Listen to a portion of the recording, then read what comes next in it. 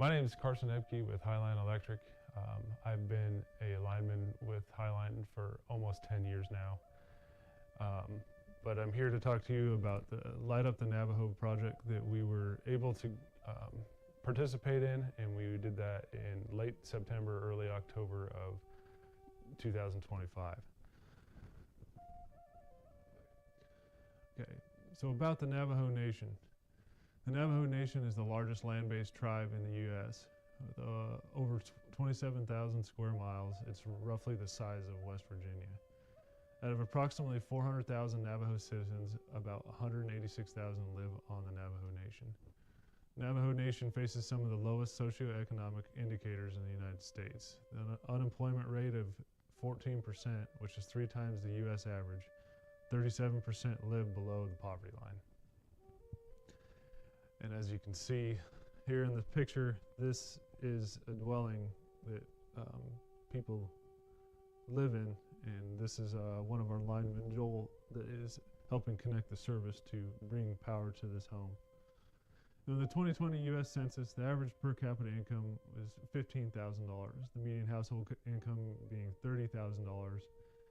In comparison to the U.S. median household income at $74,000, it gives you a little bit of an idea of where the poverty line actually sits. And here's a breakdown of the utilities that the Navajo Nation lacks. There was 16% lack electricity, 24% lack water, 86% lack natural gas, 31% of all Navajo homes lack plumbing, and 60% lack phone services. Now, in the daily challenges of living without electricity on the Navajo Nation, thousands of families live without basic access to electricity. Refrigeration of food and water access remain major challenges. Many people haul water multiple times weekly, often 20 plus miles one way.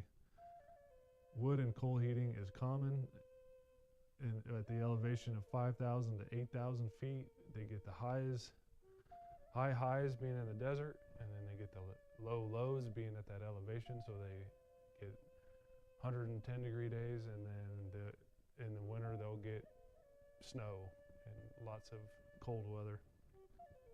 And during the summer months, a lot of Navajo people sleep outside in warmer weather because it's cooler than sleeping in their homes.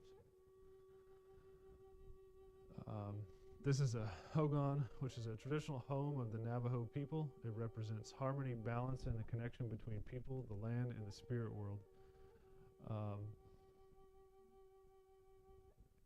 On the Navajo Nation, almost every dwelling, the front door faced east, and that was so they could welcome the sun to their home. In 2020, the COVID-19 pandemic, roughly 3% died from COVID-related illnesses, which is more than most countries. And to touch on that, when you don't have running water, one of the big staples in the 3 things that you were supposed to do during COVID was to wear a mask, social distance, and wash your hands. Well, without electricity and running water, you can't wash your hands. Where a lot of the families live together, social distancing wasn't an option. So COVID-19 was very hard on the Navajo Nation. So this is a residential breakdown of the Light Up the Navajo project.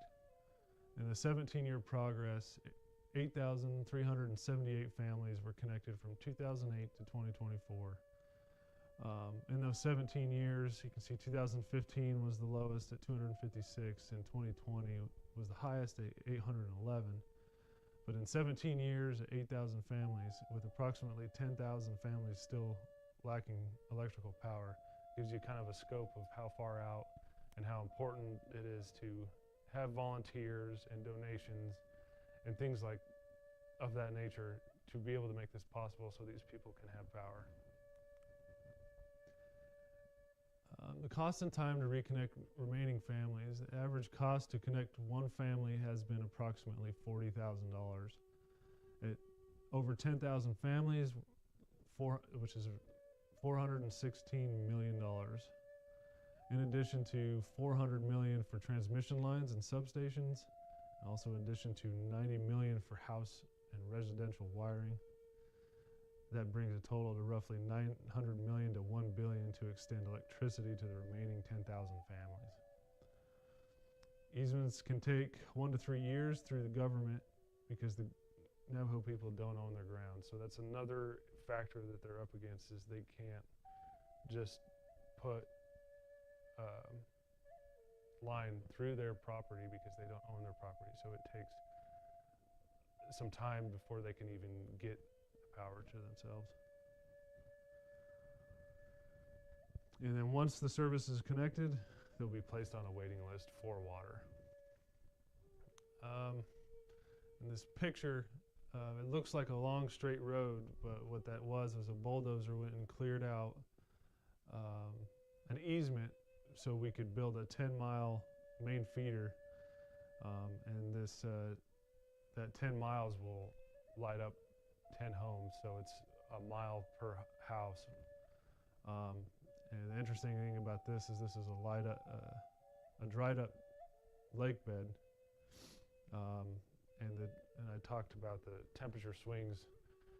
When we left the office, it was 87 degrees. When we got down in this lake bed, it was 107 degrees, and then when we got back out to the main road, it was dropped another 20 degrees. So there's big swings, and would make life pretty hard without electricity. NTUA residential electric customer costs. The average yearly revenue per customer is $945.17. NTUA net margin is 5%, $47 customer. If NTUA seeks low-cost loans for electrical connections, all NTUA residential customers would pay 6 times more each year to cover costs. So at $945 a year to $6,000 per year per customer, at the poverty line and with their median household income, they'd pay almost half of their income to just having electricity. So without volunteers and donations, the Light Up the Navajo project wouldn't be possible. Here's some pictures of this bottom right picture shows kind of the terrain we're up against. Pretty heavily wooded, lots of sand, hills, and you can kind of see the elevation change from pole to pole and how high it can go up. And another obstacle that we had on this job was that it was on a Anasazi archaeological site. As you can see, we have an archaeologist on site that would, any disturbance of the ground, that we would, if he'd have to shut it down if we found any kind of archaeological finds. And some of these pictures, that's Anasazi pottery, which was dated from 900 to 1300 AD. In this top right picture, it shows you kind of the terrain we're up against. The roads on the reservation were not great roads. The roads are, the Navajo Nation, the whole reservation is open range, so there's wild horses, there's domestic cows, sheep, all kinds of things all over the roads. But as you can see, there's a lot of heavily timbered, so it's hard to see. It's just kind of, this is a road going to this lady's house that we've built the service for.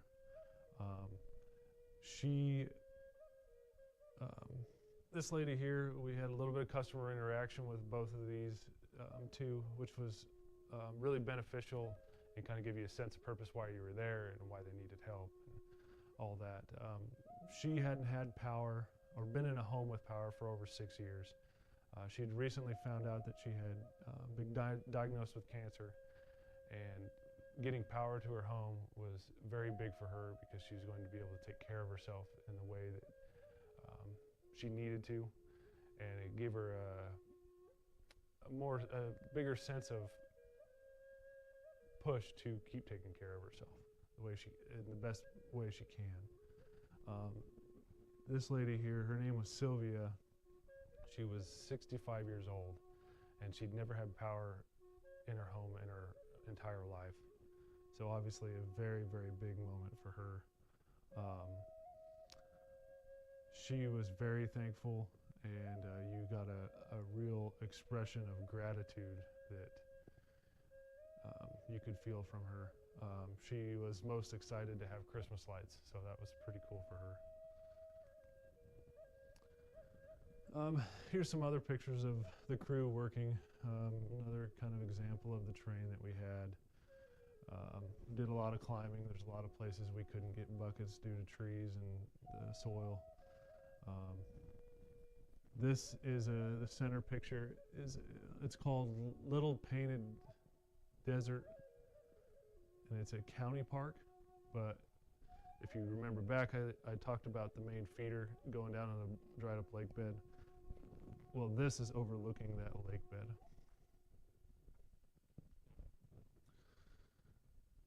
So our crew impact, participating in the NTUA Light Up the Navajo project was a deeply humbling and transformative experience. Working alongside the Navajo people and fellow linemen to bring electricity to families who had lived without power for generations or a lifetime gave us a renewed sense of purpose in this trade. Witnessing firsthand the gratitude and emotion from those whose homes were lit for the first time reminded us that our work goes far beyond wire and poles. It's about connection, dignity, and hope. This project not only strengthened our respect for the craft, but also reinforced the power of service and community in everything we do. We came home with a deeper appreciation for the trade and a renewed drive to keep making a difference. Thank you. My name is Alexa Kaneshita. I attended the youth camp and I'm from Revere High School. Hi, my name is Lydia Wilkie. I go to Otis High School and I attended the Cooperative Youth Leadership. I believe my favorite camp activity was whitewater rafting, and I think because I got to spend 3 hours rafting with new people and just getting to interact with them while rafting. I believe my biggest takeaway is that leaders don't always have to be the most intelligent or the most bold, to jump ahead, but leaders just have to be the people who are willing to take the step. I learned about co-ops isn't exactly about co-ops, it's about just the energy process. I used to believe that when I turned my light switch, it was just automatically straight there, but it's crazy to me, all the substations and how you have to knock it down and the different processes to actually bringing it to my house. The most interesting thing I learned about co-ops was how they put the needs of the members before profit, and I thought that was very, very educational for me, and I was just very fascinated by it because obviously you want to make profit, but the way that they put the members' needs first, I was really interested in. I would recommend this trip to other students because it was truly life-changing for me. I know that's said a lot, but it was very pivotal in my leadership ability and my confidence, because if I wasn't encouraged to speak and try to be an ambassador, I wouldn't know that I am capable of public speaking and really just learning how to lead and lean on others. Also, I said this before, but you can just make some really lifelong friends. I made some friends that I still keep in touch with, and it's cool to see that there's more than just your small community. I live in a small town, but just outside of it, there's so many more people with different perspectives, and you can really learn from that. So that's why I would encourage students to go. I would like the Highline membership to know that this can be life-changing for students. It's something that is well worth the time to send students to go and learn about themselves and learn about others and learn about what they're capable of, because it is really life-changing in different ways, in your leadership, in your confidence, in your social aspect too, kind of getting out of your shell and talking to people that you wouldn't normally talk to. So that's what I would like the Highline membership to know, that it is truly pivotal for students. Thank you so much. It was quite the experience. I absolutely loved it, and I recommend it to any kids wanting to take the jump to go. Thank you, Highline membership, for sending me on this trip. It was truly pivotal in my leadership and my confidence, and I cannot wait to go back as an ambassador next year. Hello, I'm Shelby Leachman. I'm from Julesburg. I go to Julesburg School, and I went on the Washington Youth Tour. My name is Colton Cochran. I am from Fleming High School, and I attended the youth tour this year. The favorite place that I visited was the Air and Space Museum. I think it was just cool to see all the planes and how the planes developed throughout the years, and to be able to go into like some of the older planes and see like how like simple they kind of were, and like just to see how like the same things that were there, and like it was just very cool to see all of the stuff like that. My biggest takeaway was like, don't let anyone stop you from doing what you love. A lot of the like, there was one speaker who came on, and he was paralyzed from the legs down, and just like he still went out and did marathons and won. I think he won Olympic gold medals like in the Paralympics, and just like he didn't let that stop him from doing what he wanted to do and stuff like that. So I thought that was very cool. And just that like the members make the decision. I thought it was kind of just like someone higher up just makes the decisions, but it's like there's more than one person that is contributing to making the decisions.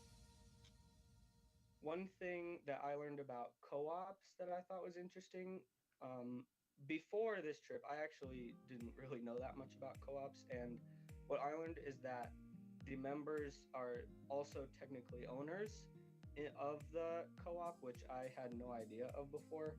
So that would mean that my parents technically have part ownership in Highline, which I had no idea before. I would recommend this trip to other students because it truly is a once-in-a-lifetime experience. I mean, I had no idea what it would be like going into it, but now afterwards, I mean, it probably was one of the most fun experiences of my life. I mean, you get to make lifelong friends there. You get to see things that you probably most people would never get to see in their lives. So, in my opinion, it was just probably one of the most fun trips that I have ever gone on in my life, and that's an experience that you can't take away from me now. What I would like for the Highline membership to know about this trip is that some of these kids have probably honestly never traveled out of Colorado before. So this is probably one of the only times they'll get to do something like this until maybe they're 30 years old and can afford it. So I just believe that it's such a good experience for them to go so far away and see so many things, because some of these kids can't afford to go to Washington, D.C. and spend a week and see all these things because of how much it costs. So I think it's a really good opportunity for kids like that. Yep, I just want to thank everyone who let me go on this trip, and I appreciate you all for choosing me, and it was fun and amazing, so thank you so much. Yeah, I would just like to thank the Highline membership for allowing me to go on this trip, because like I said previously, this was probably one of the most fun experiences that I've gotten to do in my life. So I greatly appreciate it.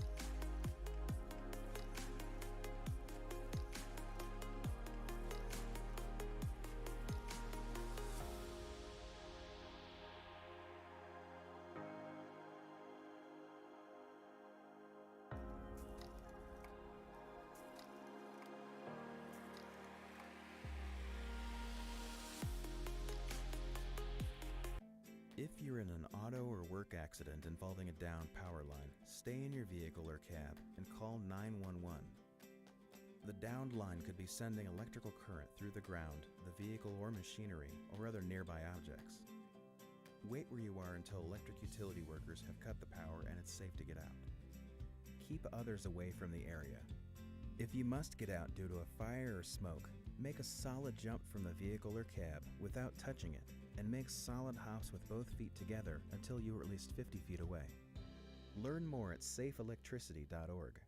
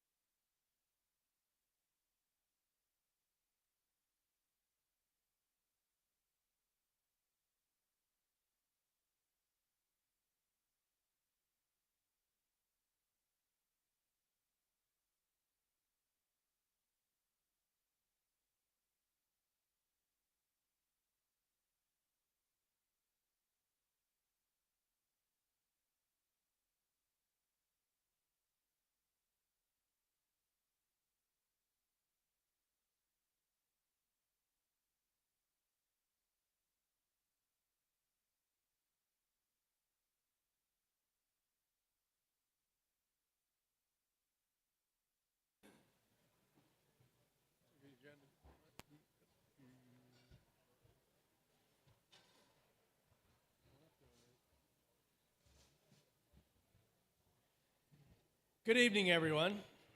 I want to welcome you to the 88th annual meeting of Highline Electric Association. I call this meeting to order. I've got a small announcement to make first. In the Ortner room, they're having babysitting, electrical safety education program by the Highline Electric employees. And with that, we will move on to the invocation by Reverend Kurt Hatberg. There he is. Of the St. Paul's Lutheran Church of Amherst.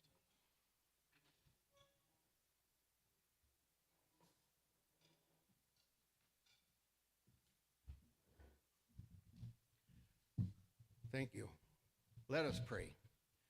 Dear Heavenly Father, it is during this week where we celebrate the death and resurrection of your Son that gives us life. It is through your words that you give us certain promises, and you promise to take care of us and lead us. You promise to give each one of us certain skills that we can use to serve you. It is through these skills that we gather tonight to have this annual meeting, and that you use us to do the things that need to be done so that we can have the power that we so much enjoy. And I ask that you bless all those in the leadership roles, that they can make decisions to do the things that need to be done so that we can continue to enjoy our lives as they are. I also ask you to bless us, and we give thanks to you for the food in which we have partaken and those who have prepared it and served it. And we just ask that you glorify us all so that we truly can give praise and honor to you and receive the gifts that you give us each and every day through forgiveness, life, and salvation. Ask that you direct us all so that we may serve you. In Jesus' name we pray. Amen.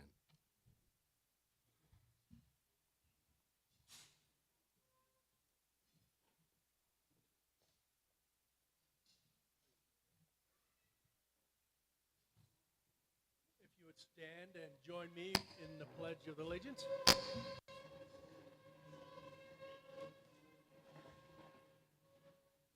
I pledge allegiance to the flag of the United States of America and to the republic for which it stands, one nation, under God, indivisible, with liberty and justice for all. Once again, I want to welcome you all here, and I want to announce that quorum has been determined of 203 members present. Next, if Vice President Jim Lewick would come out and introduce visitors and guests.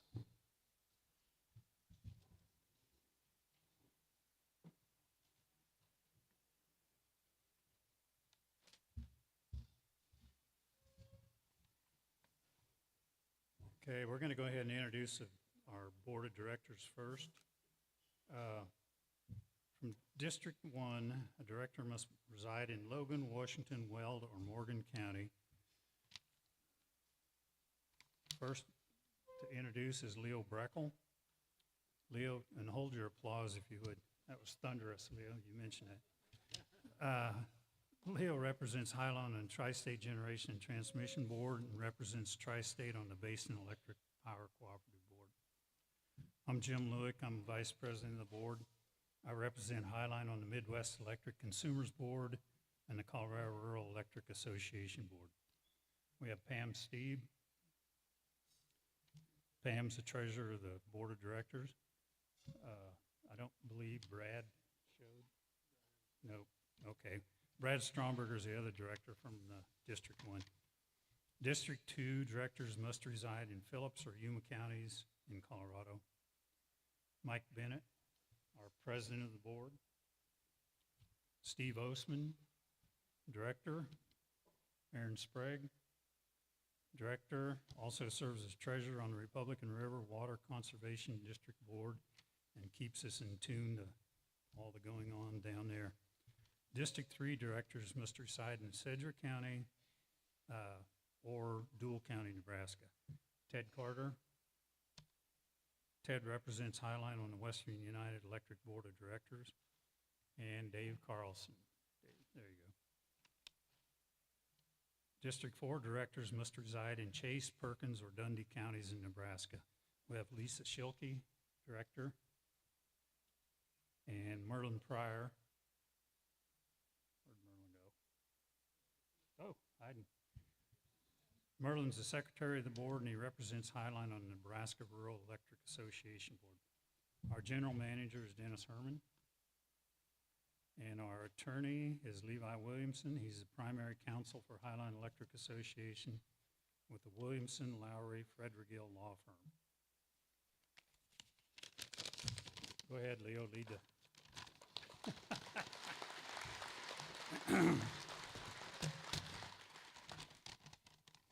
Leo's kind of a celebrity hog or something. Okay, I'm going to go ahead and introduce the guests.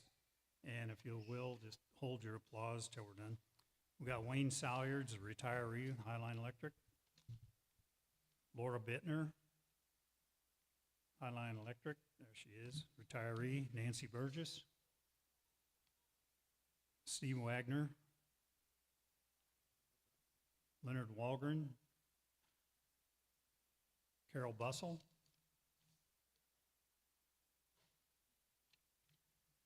Elin Nelson. Let's see, we got from YW, we got Stuart Travis.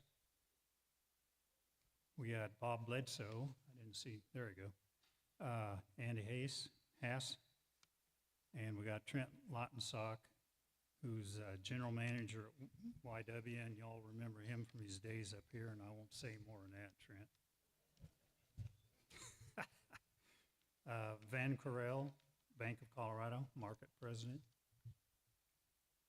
Tom Bennett, First Pioneer National Bank, Holyoke branch president and chief investment officer. And he didn't have a basketball game to ref tonight, so he's here. Emily Daniel, BMO associate banker. Elda Ortiz, BMO branch manager. Donna Mint, former Colorado Secretary of Agriculture when government was still sane. We got Randy Hale, Holyoke Community Federal Credit Union. Greg Edel, DOLA Regional Manager. We got Jim Santamasso, Logan County Commissioner. Ron Burgess, Sedgwick County Commissioner. Terry Hoffmeister, Phillips County Commissioner. Tom Tim, Phillips County Commissioner.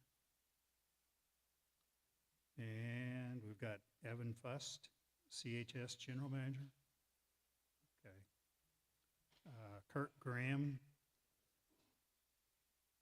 CREA Director of Safety and Loss Control. We have Bob Frankmore, Tri-State G&T Chief of Staff. Michelle Pastor, Tri-State G&T Relationship Manager.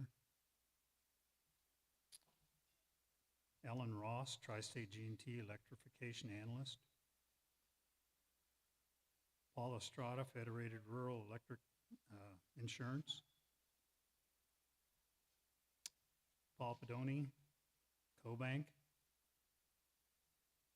April Carnop, Federated Rural Electric Insurance Exchange. Ryan Campbell, Collective Clean Energy Fund. Shelby Leachman, Washington, D.C. Youth Tour. Good. Okay, that concludes that, unless somebody snuck in and didn't tell us, and if it is, that's your fault. So thanks for coming.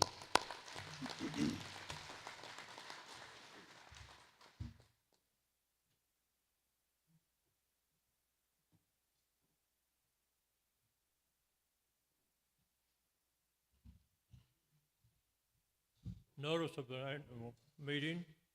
The annual meeting of the members of Highline Electric Association will be held at the Phillips County Event Center in Holyoke, Colorado at 6:30 p.m. on Tuesday, March 31st, 2026, to transact the following business: the reports of officers, directors, and committees, election of directors, all other business which may come before the meeting, or any adjournment thereof. In connection with the election of directors scheduled for this meeting, the following members have been nominated for directors by petition pursuant to the bylaws of Highline Electric. For election of 2 directors from District 1, who must reside in Logan, Washington, Weld, or Morgan counties in Colorado. Brad Stromberger and Pamela Steve are the 2 incumbent directors nominees. For election of 1 director from District 2, who must reside in Phillips or Yuma counties in Colorado. Aaron Sprague is the incumbent director and nominee. The unapproved minutes of the 2025 annual meeting are posted on our website, and they are available for your viewing. I would entertain a motion to either read them to you or dispense with the reading and a motion to bypass. Do I have a motion? Either way. We have a motion to bypass. Do we have a second? We have a second. All those in favor, as members of this, agree to dispensing with the reading of the minutes, say aye. Opposed? Motion carried. We will dispense with the reading of the minutes. This notice is dated March 6, 2026, signed by Mike Bennett as president, Merlin R. Pryor as secretary. Thank you for your presence.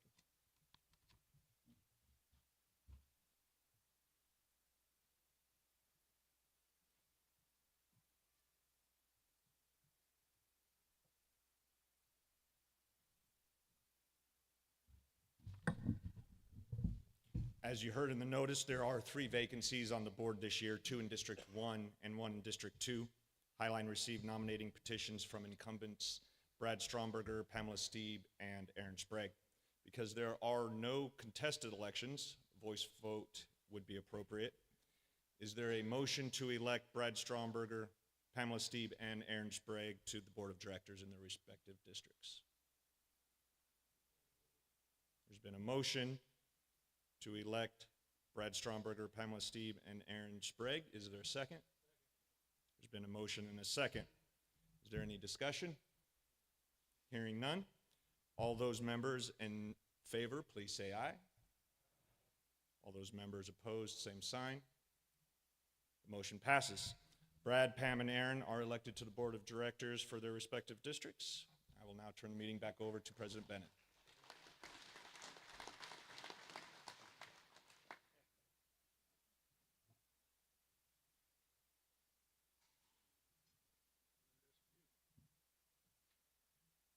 It is my pleasure to introduce our manager.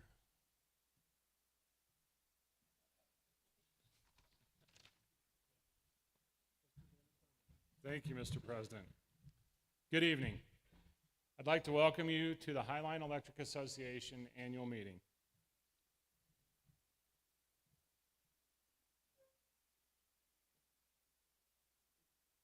If I could, I'd like to ask all current and retired Highline employees that are in attendance here tonight to please stand.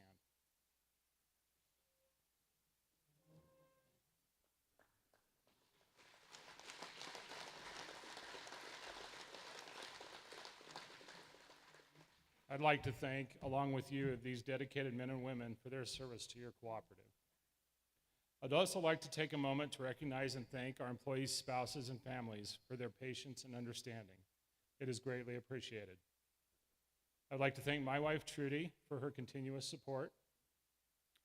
I'd like to offer a special thanks to the employees that are working here tonight and the staff that coordinated this annual meeting, and I would like to thank D&J Cafe for catering tonight's meal. I will be happy to answer any questions at the conclusion of my report and ask if you are joining us online that you submit your questions via the chat feature. To begin the manager's report, I would like to introduce you to Highline's Chief Financial Officer, Jim Jackson, who will present the financial report.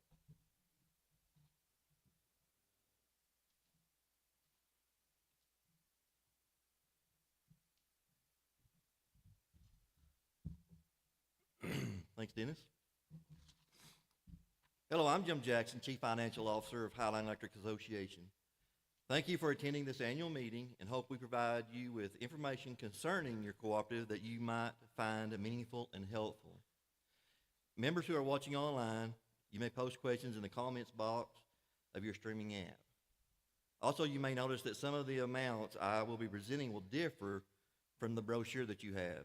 This is due to items that were recorded after the brochure was printed.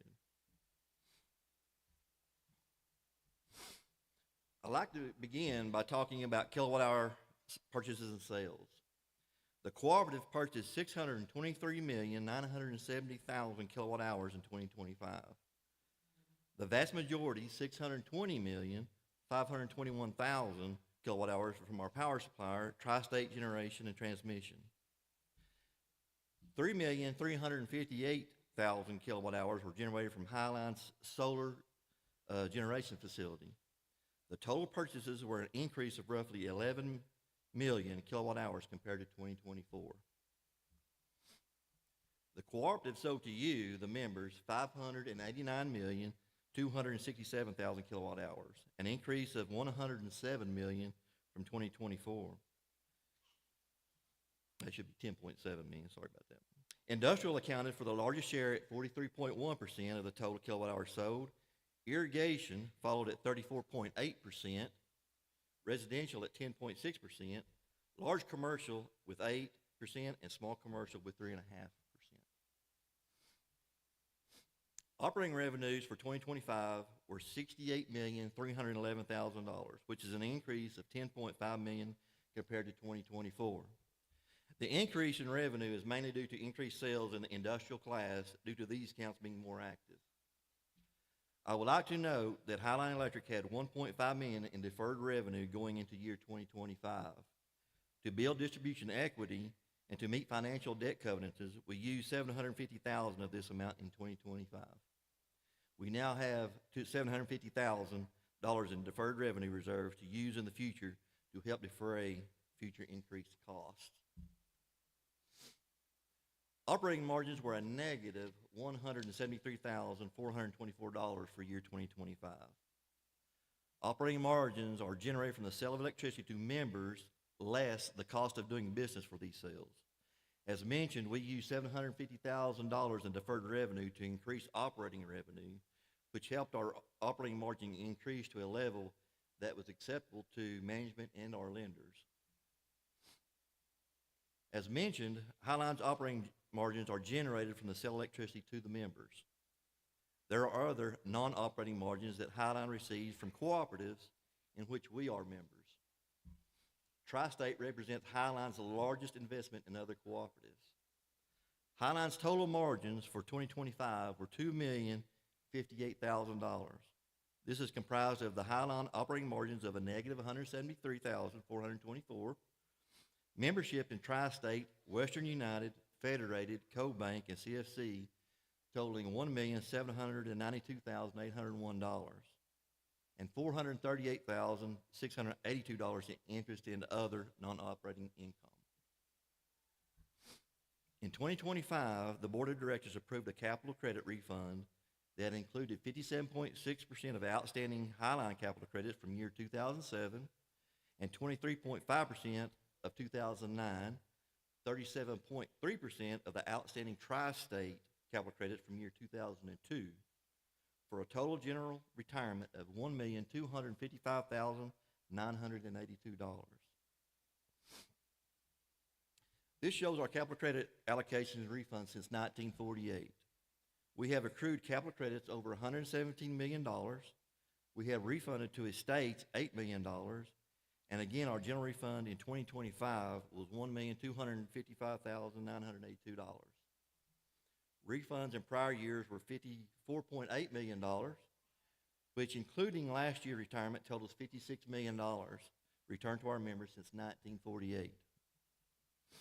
Your member capital credit balance is $53.3 million, of which $13.5 million is comprised of equity in Highline, and $39.7 million represents equity in Tri-State and other cooperatives. We are currently on a 15-year retirement cycle for Highline capital credits, and as Tri-State retires their capital credits to Highline, we in return retire those amounts back to the membership.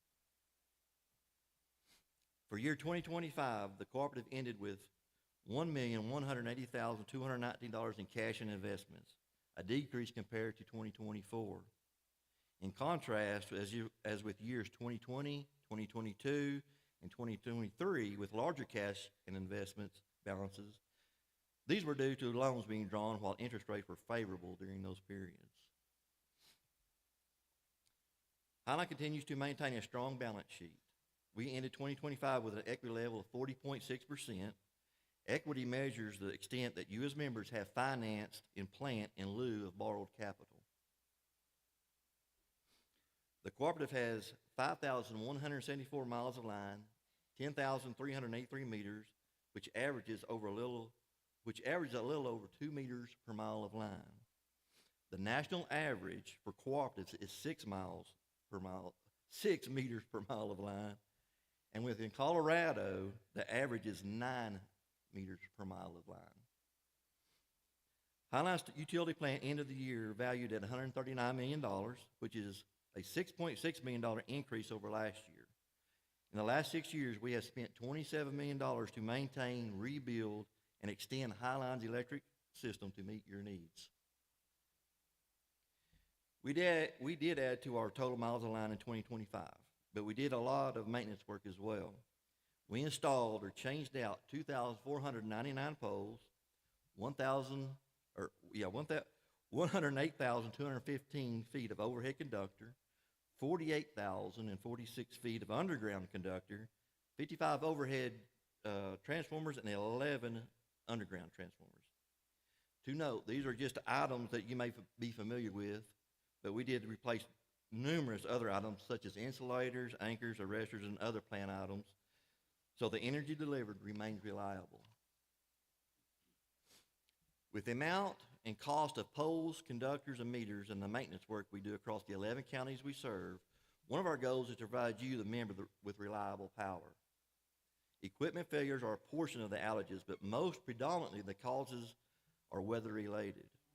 This shows the average amount of time for an outage that a member may have experienced during the period shown. For example, in year 2024, a member, on average, may have experienced outages throughout the year, which lasted in total 202.2 minutes, or roughly 3 hours and 30 minutes. As a comparison for year 2024, the national average was 260 minutes of outages. So we are well below that average. In 2025, year 2025 shows that we had an average of 227.3 minutes, and unfortunately an increase over 2024, which was mainly due to straight line winds that occurred in May, which destroyed about 10 miles of line in the Nebraska area. The national outage data for 2025 hasn't been released, so we have no comparison to last year. But still, a huge thank you to the operations, engineering, and office crews for keeping the outages to a minimum. The cost to maintain our plant and make sure electricity is available while also reliable, basically the cost of operating Highline Electric, was 15% of our total expenses in 2025. Depreciation and interest were another 10%, and our cost of wholesale power was 75%. As you can see, what happens at the generation and transmission level with Tri-State has a very large impact on your energy bill. What I'd like to show here is the cost increases that we have been managing for the last several years. A typical transformer to power a house has increased by 97%. Typical conductor that is used has increased 100%, and a typical pole has increased 185% in the last 5 years. Keep in mind, these are 3 examples or just a fraction of the thousands of pieces of material and equipment we have been seeing a large cost increase. Please keep this information in mind as Dennis will talk further about cost increases and the effect they are having at Highline Electric. We would like to recognize Highline's safety achievements and the efforts by employees to make sure that we all go home safely at the end of our work shifts.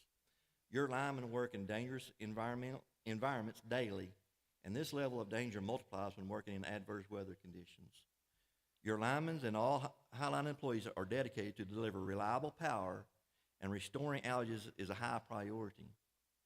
They are also very much aware of safety, and they look out for each other. Not only do they want to go home to see their family, They also want their coworkers to do the same.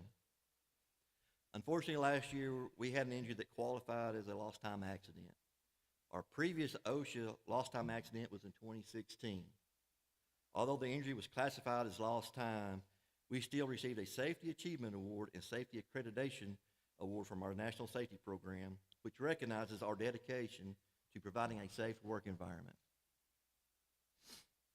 In closing, I would like to thank you and your time, and thank you for being a member of Highline Electric Association.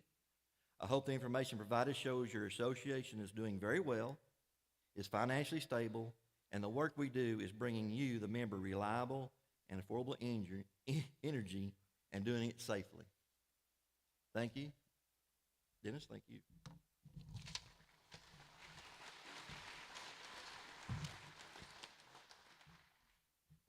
Thanks, Jim. I'm going to spend the next few minutes discussing rates, new developments at Highline, and updating you on our advocacy and engagement efforts. In order to understand where we're at with rates, we need to delve a little deeper into a slide that Jim shared earlier. Let's start with our operating margin for 2025. Jim mentioned that we recognized $750,000 in revenue that had been deferred in prior years, and that recognition allowed us to meet all our mortgage covenants. Our operating margin for 2025 prior to the recognition of deferred revenue was negative $923,424. This operating margin deficit was due in large part to the reduction in irrigation revenue we experienced due to the rainy weather last August. I know it's hard to believe we're talking about rain.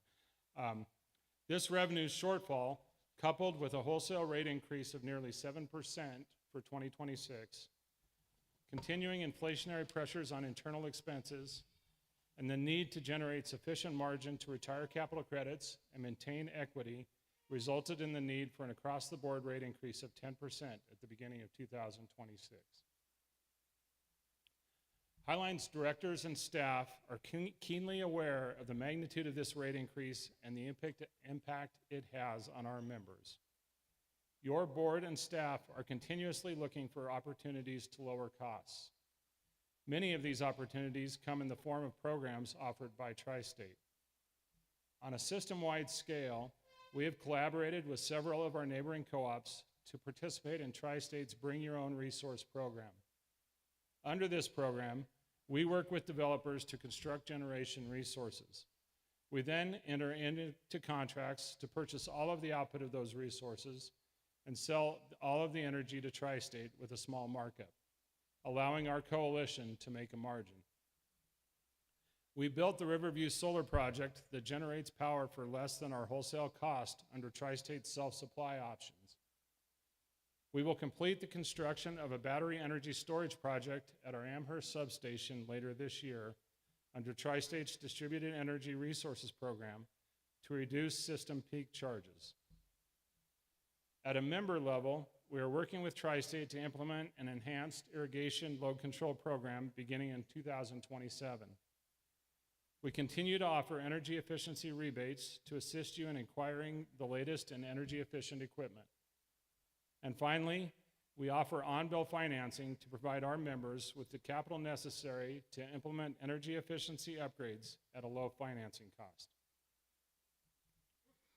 Cost of power, as Jim mentioned, represents 75 cents of every dollar of expense that we have. Tri-State's long-term financial forecast projects upward rate pressure for the next 5 years. Highline's board and staff will continue to pursue new and creative ways to do all we can to mitigate this upward rate pressure. Highline's crews and contractors have been working to make system improvements and replacements to maintain system reliability. These upgrades include pole replacements, line rebuilds, substation upgrades, and recloser replacements. The recloser replacements are being accomplished with a cost share grant from the U.S. Department of Energy.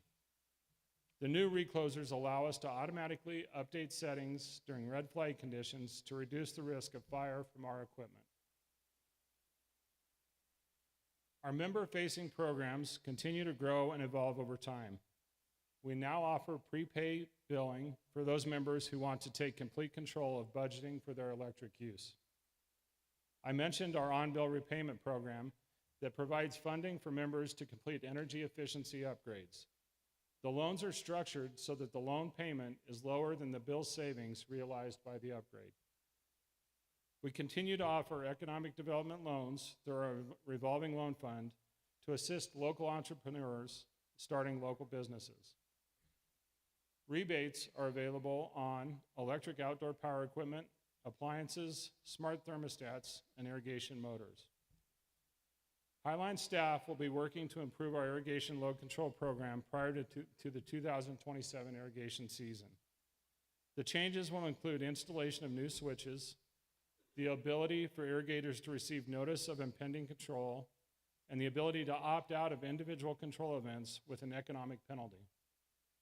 Look for upcoming regional meetings with irrigators to outline these changes in detail.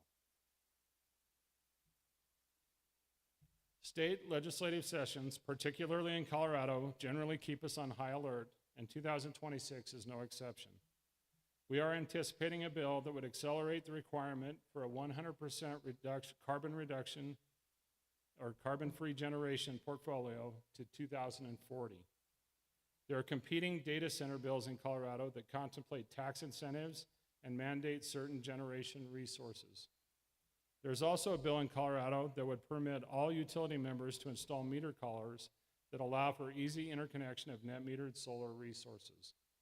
This bill creates concerns around lineman safety. It's no surprise that data centers are also a hot topic in Nebraska. There is a bill in Nebraska that would allow data centers to build their own generation as long as they remain islanded from the grid. Nebraska is also considering a bill that regulates battery energy storage systems. There are a few remaining issues regarding tri-state member contract termination payments that continue to play out in the courts. In addition, Tri-State is preparing to file a high-impact load tariff with the Commission.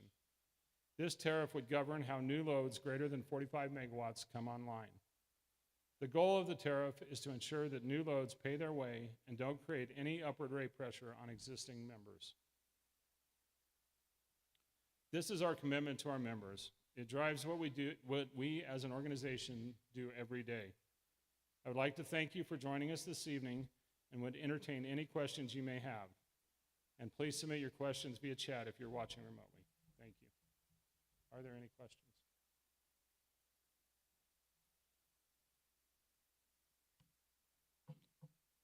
And if you have a question when you get home tonight, feel free to give me a call anytime. Thank you.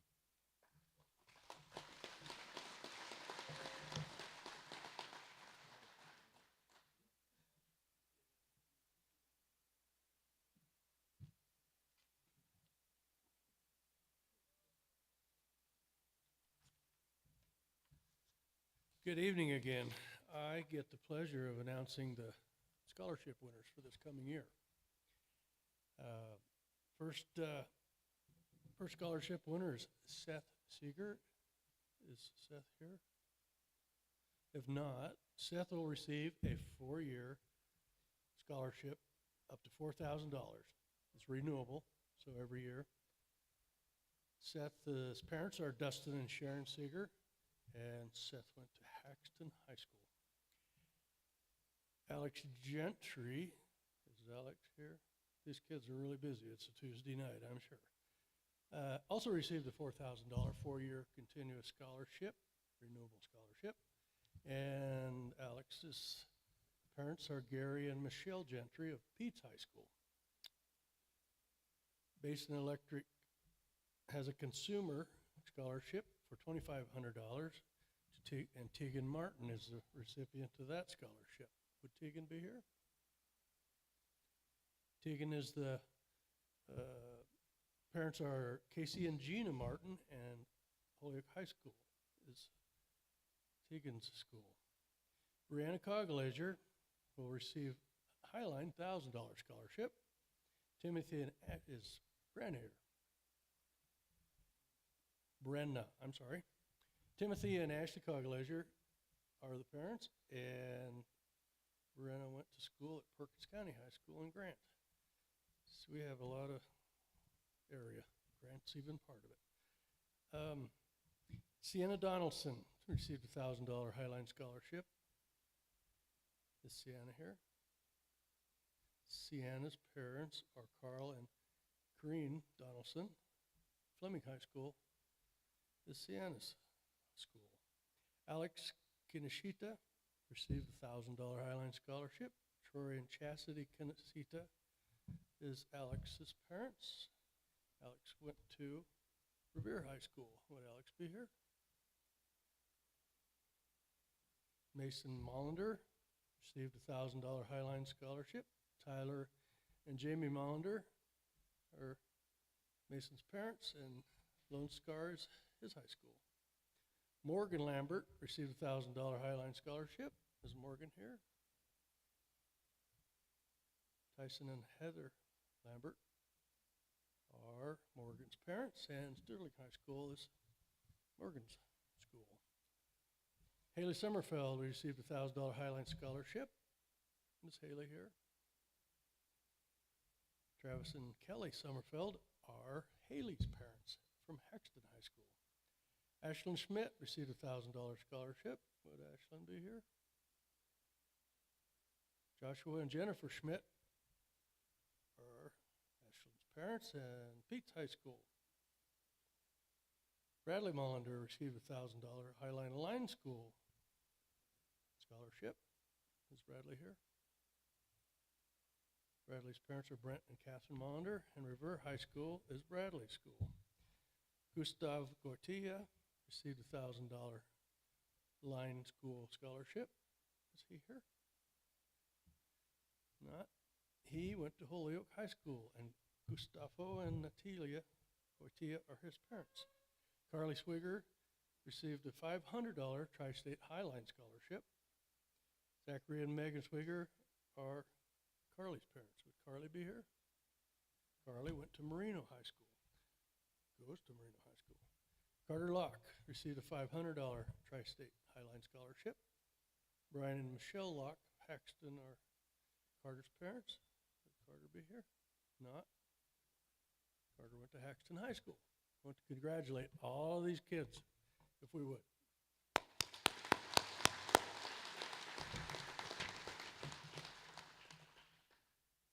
Next item up on the agenda is unfinished business. Do we have any unfinished business? If not, I would like to ask you for your comments. Does anyone have any comments about anything they'd like to ask this evening or during the year? Anything? If not, we will move on to the registration drawing for a $100 bill credit, and Tad will be in charge of that little program. Thank you, Mr. President.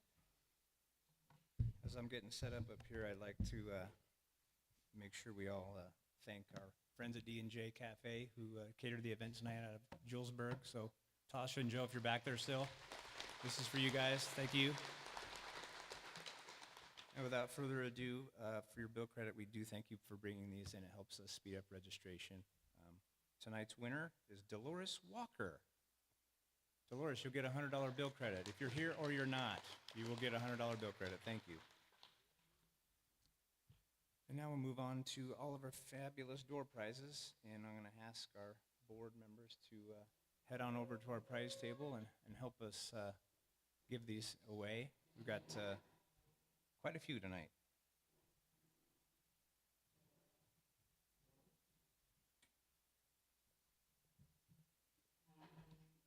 Thank you.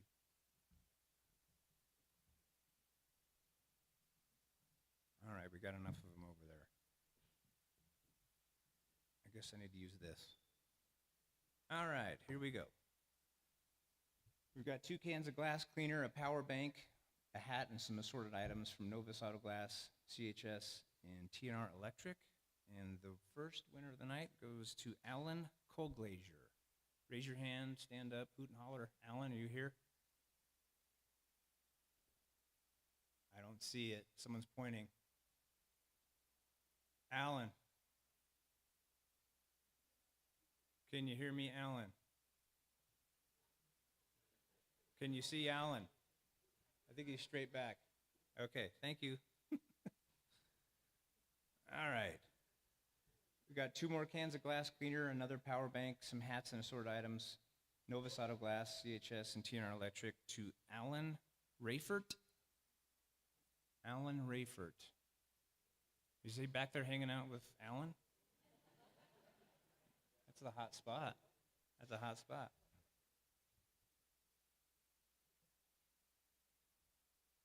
Two more cans of glass cleaner, power bank, hat, and assorted items goes to Amy Breckel.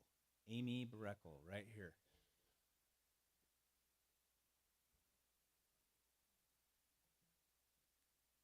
Another assortment of glass cleaner, a battery bank, hat, and assorted items goes to Beth Fry.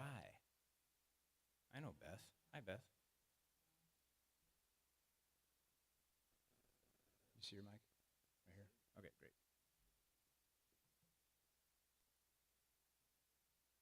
Some more glass cleaner, battery bank, hat, and assorted items goes to BLM LLC. BLM, is that you? All right. What? Why aren't you shaking your head at me? Right here in front.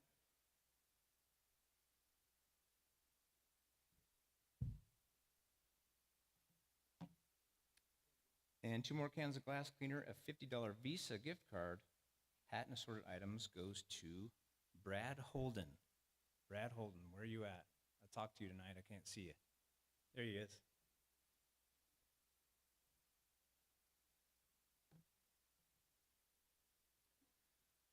All righty.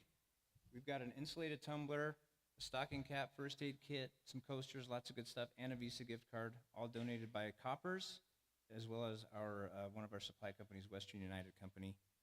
And that goes to Bradley Cook. Bradley Cook. Right here? Right here. Raise your hands, guys. Thank you.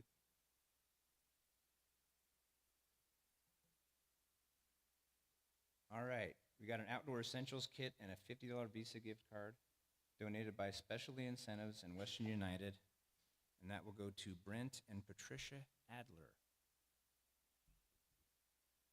Keep that hand up, Brent. Looking good.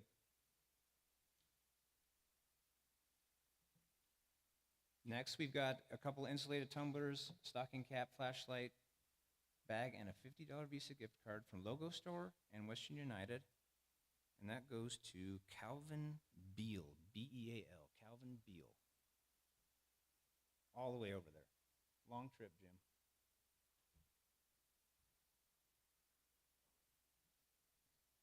I know, jeez. Next, we've got a couple ceramic coffee mugs and a $100 Amazon gift card and a hat. JF Beaver gave us that, Sundance, PPI, and as well as our friends at Tri-State G&T. That will go to Carol Bussell. Carol, I saw you tonight. Carol, straight back. Thank you. We can find you.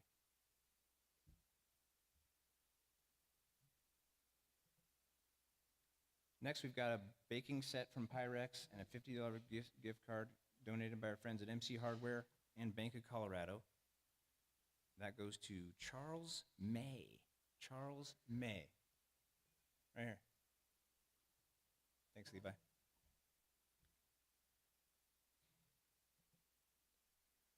Next, we've got an Arctic soft 30-can cooler, a couple insulated tumblers, and a $50 gift card donated by Alltech and Bank of Colorado.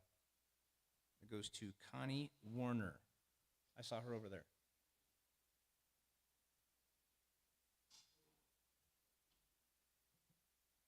We're getting close, folks. We're getting close.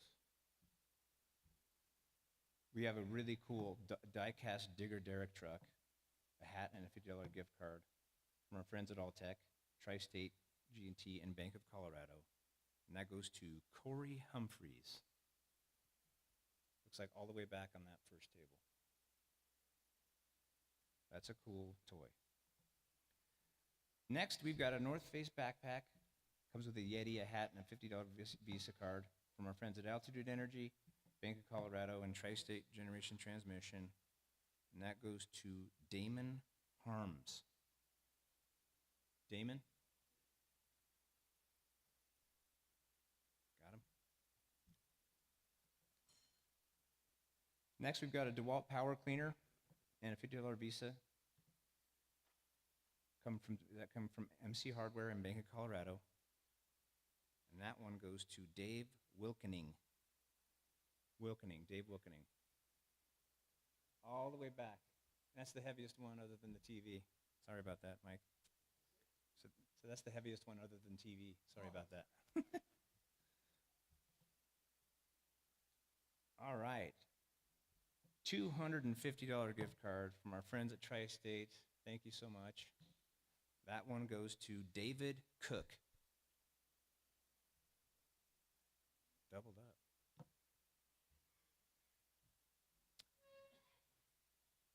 Last, but, well, it isn't last. The big TV, 65-inch TV, donated by our friends at Ward Electric, goes to David Pressman. P-R-U-S-S, Pressman, all the way back. You'll come up front and get that TV from us here. We won't hike it back to you. Next, we've got the drawing for the $2,500 cash prize. Now, of course, this one is for the entire membership. Drum roll for you. One more click.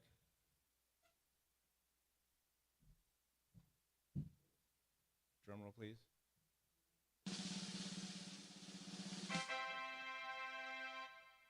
Robert Morgan. No? Is he here? No? No Robert Morgan?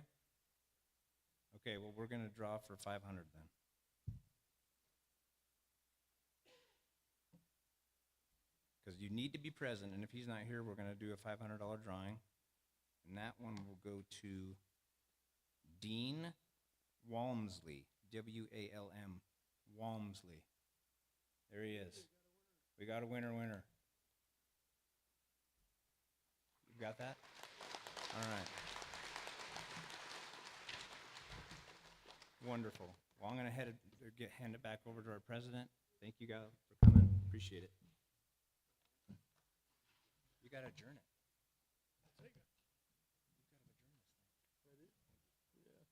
Thank you very much, Tad and Jesse, and all those that worked on that.